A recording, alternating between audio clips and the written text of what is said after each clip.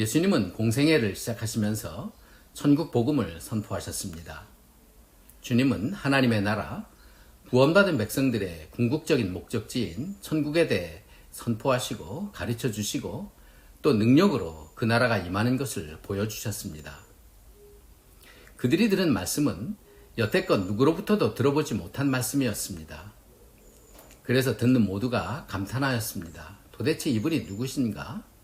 알고 보니 목수 요셉의 아들이 아닌가? 사람들은 놀랐다고 했습니다.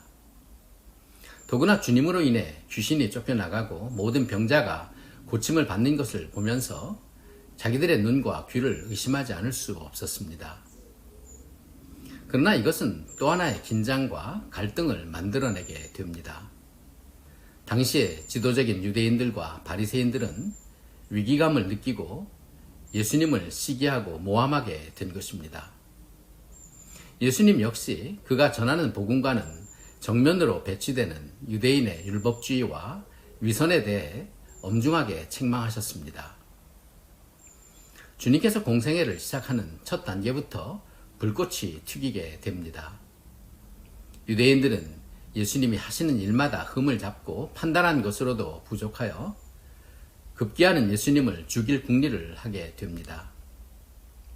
유대인들이 예수를 죽일 생각까지 한 것은 그들의 시기심 때문이었지만 주님을 공개적으로 책잡은 것은 주로 두 가지로 요약할 수 있습니다. 하나는 예수께서 안식일에 해서는 안 될 일을 하시고 모세의 율법을 범했다는 것이고요. 또 하나는 자기가 하나님의 아들이라고 하면서 하나님을 모독했다는 것입니다. 바리새인들은 안식일에 관해서는 하나님의 뜻에 대한 이해 차원이 달랐고요.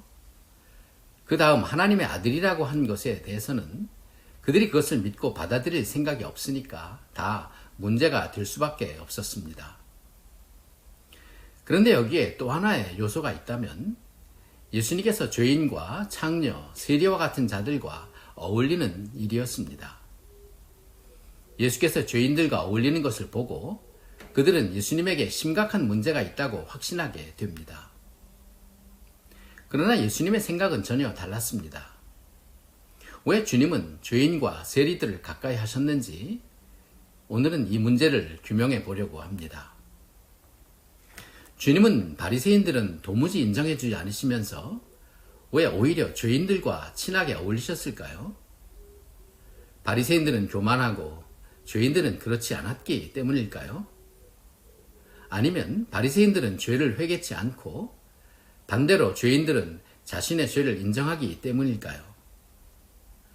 바리새인들은 율법을 붙잡고 살지만 죄인들은 적어도 율법주의자들은 아니기 때문일까요? 주님께서 그들과 가깝게 지내시면서 죄인과 세리의 친구라는 별명까지 얻으신 것은 단순히 주님이 친절하시고 마음이 좋으시기 때문은 아닙니다. 성전에서 장사하는 사람들의 상을 엎으시면서 화를 내셨던 주님이신데 죄인들을 보고는 당연히 심하게 책망하시고 적어도 그들을 용납하지는 말아야 하지 않을까요? 이 문제는 하나님의 나라와 상관이 있습니다. 그것을 알기 위해서 주님께서 산상수훈에서 하신 말씀을 찾아보기로 합니다. 주님은 거기서 천국에 들어가려면 바리새인들의 의보다 낫지 않으면 안 된다고 하셨습니다. 그리고는 바리새인들이 가진 의를 하나하나 지적하셨는데 그것은 하나님께서 도무지 인정하시지 않는 그런 의였습니다. 주님은 기도에 대해서 또 구제에 대해서 금식에 대해서 말씀하셨습니다. 또 뺨을 맞은 사람에 대해서도 말씀하시지요. 유대인들에게는 천국도 익숙하지 않고 또 천국에 대한 말씀도 생소했겠지만 그들이 놀랍게 여긴 것은 주님의 말씀이 자신들이 생각했던 것과는 너무나도 달랐기 때문이기도 했습니다. 주님은 여기서 바리새인들의 의를 위선, 즉 가짜라고 하셨습니다. 예수님이 보시기에 주님이 인정할 수 없는 그런 의를 가진 바리새인들은 천국에는 어울리지 않는 사람들입니다. 그렇다면 주님께서 함께 어울리셨던 죄인과 세리는요? 의인들은 천국에 못 들어가도 죄인들은 들어갈 수 있다는 말씀인가요? 실제로 주님은 죄인이 하늘나라에 들어가는 것에 대한 말씀을 하신 적이 있습니다. 예수님의 나중 비유 중에 자기를 의롭다고 믿고 다른 사람을 멸시하는 자들에게 하신 비유가 있습니다.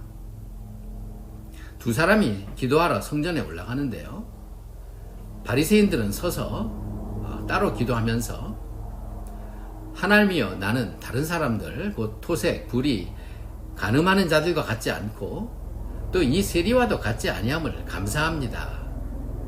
나는 일에 2번씩 금식하고 또 소득의 11조를 드립니다. 이렇게 기도하고요.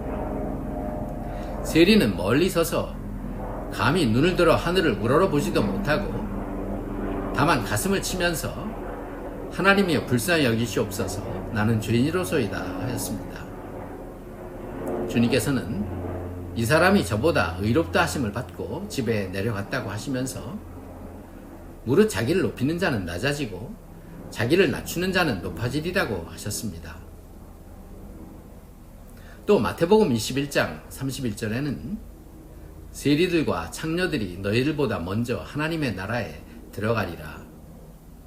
요한이 의의 도로 너희에게 왔거늘 너희는 그를 믿지 아니하였으되 세리와 창녀는 믿었으며 너희는 이것을 보고도 끝내 뉘우치지 그리고 믿지 아니하였도다고 하셨습니다. 천국에 들어가려면 바리새인들의 의보다 더 나아야 한다고 하셨는데 그렇다면 그것은 누구의 의고 어떤 의를 말하는 것일까요? 그 의는 그리스도의 의밖에 없습니다. 그리고 나의 의가 있는 곳에는 그리스도의 의는 없고요. 죄인이나 세리는 의로운 사람들은 아니었습니다. 그러나 적어도 자기의 의가 없는 사람들이죠. 이것이 그렇게 중요할 줄이야 모두도 몰랐죠. 그러므로 주님의 의가 나의 의가 되기 위해서는 믿음이 있어야 하지만 그러기 위해서는 먼저 나의 의가 없는 자가 되어야 합니다. 그런 면에서 죄인과 세리들은 하나님의 의에 대해서는 바리새인보다 오히려 더 가까운 자들이었습니다. 적어도 그들의 의가 없었기 때문이죠. 우리는 이것이 나타내는 의미를 주목해야 합니다. 자, 이제 주님이 주신 실제적인 예를 통해서 주께서 죄인과 세리를 가까이 하신 이유를 생각해 보고자 합니다. 우리가 기도하거나 금식하거나 또는 선한 일을 할 때 100점을 맞으려면 어떻게 해야 할까요? 정답은 아무도 모르게 하면 됩니다. 그러면 은밀한 중에 계시는 주님께서 갚아주신다고 했습니다. 그렇지만 세상에 비밀이 어디 있습니까? 그렇다고 몰래 숨어서 하거나 또 사람들이 보면 하다가도 멈춰야 합니까? 그래서 어쩔 수 없이 내가 기도하고 또 선한 일을 하는 것을 사람들이 알게 된다면 어떨까요? 100점은 아니지만 아마도 90점은 맞게 될지도 모릅니다. 그것도 잘하는 일이죠. 여기까지는 괜찮습니다. 그런데 만일 사람들이 내가 기도 많이 하고 선한 일 한 것을 아는 것이 내 입으로 말해서 알게 되었다면 어떻게 될까요? 그때는 빵점입니다. 주님은 바리새인의 의가 바로 이런 것이라고 하였습니다. 그래서 골방 이야기가 나오고 오른손이 하는 것을 왼손이 모르게 하라는 이유입니다. 세상에서는 100점을 맞고 하늘나라에서 빵점을 맞는 일이 일어나는 것입니다. 여기에 지혜로운 자의 지혜가 있습니다. 다시 예를 하나 들어봅니다. 저는 매일 새벽 기도를 가는데 오늘은 얼마나 추운지 입이 다 얼었어요. 오늘 추웠다는 얘기보다 내가 새벽 기도를 한다는 것을 알리려는 의도가 있는 이런 식이라면 문제가 된다는 것이지요. 남을 돕는 일을 아무도 모르게 숨으면서 하시는 분들을 본 적이 저는 여러 번 있습니다. 이런 분들이 진짜죠. 바울은 이 문제를 심각하게 생각하였습니다. 그는 누가 자기를 지나치게 생각할까봐 늘 조심하였습니다. 고린도 후서에는 그가 천국에 갔다 온 것을 14년 동안 숨겼는데 그 이야기를 해야 할 필요가 있었을 때에도 바울은 자기 이름을 숨기고 내가 한 사람을 아는데요 라고 했습니다. 요즘 같으면 아마도 그 다음 주면 온 교회가 다 알 텐데요. 성경은 사람들이 나를 칭찬하면 화가 된다고 하였습니다. 그런데 왜 이것이 그토록 문제가 된다는 말일까요? 그게 그렇게도 큰 죄가 된다는 것입니까? 그 이유는 또 주님께서 말씀하시고자 하시는 것은 하나입니다. 그때 나의 의가 생기고 나의 의가 내세워지기 때문입니다. 나의 의가 드러나는 일은 죄를 짓는 것보다도 더 치명적이라는 것을 의미합니다. 죄는 용서를 받고 돌이키면 되지만 자기 의를 내세우는 교만은 기회를 얻지 못할 것이기 때문입니다. 주님께서 죄인과 세리의 친구가 되신 것은 그들이 의로워서가 아니라 그들에게는 자기 의가 없기 때문입니다. 주님은 건강한 자가 아니라 병든 자에게 의원이 필요하고 주님은 의인을 부르러 온 것이 아니고 죄인을 회개시키러 왔다고 하셨습니다. 우리가 주님의 은혜를 계속 받으려면 이것을 기억해야 하고 지도자들은 바울처럼 행여나 사람들이 나를 지나치게 생각하지 않을 것을 항상 마음에 지니고 있어야 합니다. 바울은 로마서에서 마땅히 생각할 그 이상의 생각을 품지 말라고 하였습니다. 그건 꿈이나 목표를 갖지 말라는 뜻이 아니고 또 더 발전하고 나아가지 말라는 의미도 아닙니다. 그것은 작은 개인적 야망이라도 갖지 말라는 뜻입니다. 구태여 인정받으려고 또 높아지거나 유명해지려고 또 나를 주장하려고 하지 마십시오. 이런 것들은 필요하다면 언제든지 주님께서 내게 만들어 주실 것입니다. 죄인과 세리, 그들은 자기 의가 없기 때문에 가능성을 가진 사람들이었습니다. 사함받고 구원받을 가능성이고요. 또 그 이상이 될 수도 있습니다. 주님께서 친하게 대하신 죄인 중에는 나중에 주님을 사랑하고 주님께 모든 것을 드리고 섬긴 사람들이 나타났습니다. 주님은 그들 속에서 가능성을 보셨고 또 그들은 주님을 실망시켜 드리지 않았습니다. 얼마 되지 않아서 누가복음 바로 다음 장에는 주님의 발에 값비싼 향유를 부은 죄인인 여인이 등장합니다. 당시 이 여인이 죄인이라고 했다면 창녀였을지도 모릅니다. 그러나 그녀는 사함을 받고 이후 누구보다도 주님을 사랑하였습니다. 주님은 바리새인들 앞에서 이 여인을 칭찬하시고 높여주셨는데 주님은 그 이유를 용서받은 것이 많을수록 더 사랑하는 것이라고 하였습니다. 또 세리 중에는 삭개오가 배출됩니다. 역시 누가복음 19장에서 주께서 그의 집에 유하시겠다고 하셨을 때 사람들은 수군거렸고 그는 뛸듯이 기뻐하며 뽕나무에서 내려왔습니다. 그리고는 누구도 하지 못한 일, 재산의 절반을 그날 가난한 자들을 위해 내어놓았습니다. 삭개오는 이후에 초대교회의 유력한 자가 되었다는 기록이 있습니다.